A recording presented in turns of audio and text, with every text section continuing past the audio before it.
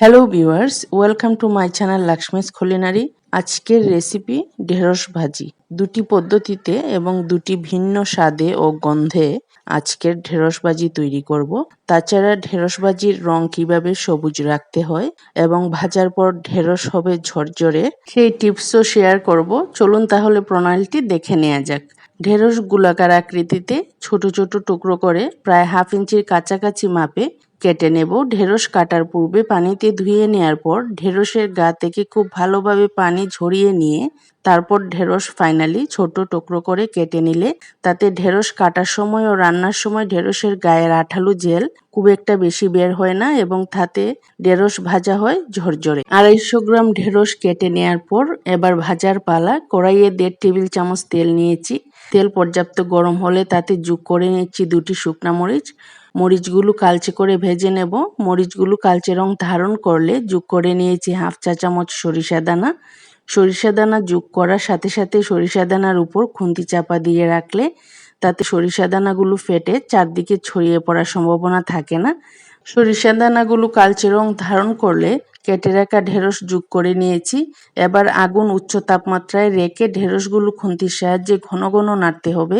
তাতে ঢেঁড়সের যে জেল বের হবে তা শুকিয়ে যাবে।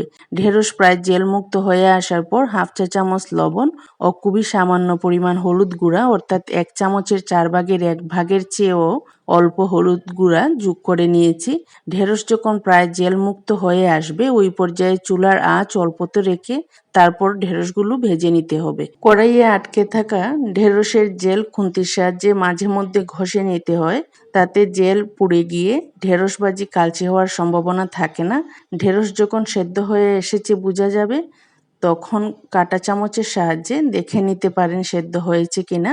ঢেঁড়স সেদ্ধ হয়ে আসার পর আগুন অল্পতে রেখে 2 থেকে 3 মিনিট ভাজলেই শুকনা মরিচ ও সরিষা দানা দিয়ে ঢেঁড়স ভাজি একদম তৈরি। শুকনা মরিচ ও সরিষা দানা খুব সুন্দর একটি গন্ধ এই ঢেঁড়স ভাজিতে যুক্ত থাকবে, যা গরম ভাতে খেতে ভীষণ ভালো লাগে। সবুজ রঙের ঝরঝরে ঢেঁড়স ভাজি পরিবেশনের জন্য একদম তৈরি। এবার যাওয়া যাক দ্বিতীয় রেসিপিতে।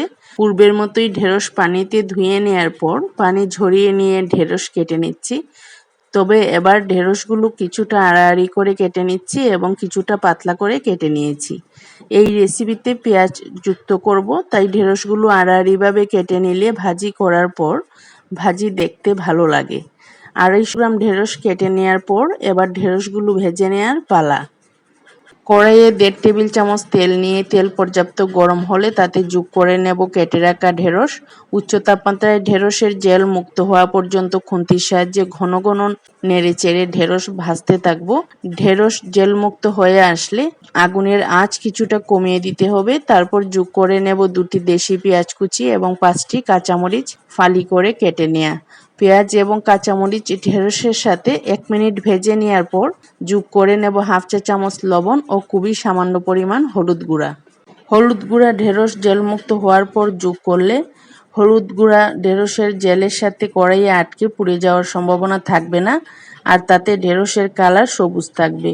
লবণ ঢেঁড়সের জলমুক্ত হয়ে আসার পর যোগ করলে লবণে বিদ্যমান সোডিয়াম ক্লোরাইডের ফলে ঢেঁড়স থেকে বেশি পরিমাণে জেল নির্গত হওয়ার চান্স থাকবে না, ফলে ঢেঁড়স হবে ঝরঝরে। পেঁয়াজ এবং কাঁচামরিচ ঢেঁড়স জেলমুক্ত হয়ে আসার পর যোগ করলে পেঁয়াজ এবং কাঁচামরিচের ফ্লেভার ঢেঁড়সের গায়ে সম্পূর্ণরূপে যুক্ত থাকবে। ঢেঁড়স ভাজতে ভাজতে জেল সম্পূর্ণরূপে খুন্তিতে আটকে গিয়েছে এবং তাতে ঢেঁড়সের কালার সবুজ থাকবে।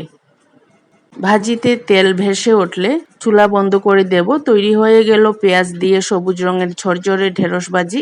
ঢেঁড়সের সাথে শুধু উপকরণ চেঞ্জ করলেই ভাজিতে ভিন্নতা চলে আসে আর ফ্লেভার এবং স্বাদও ভিন্ন হয়ে যায়।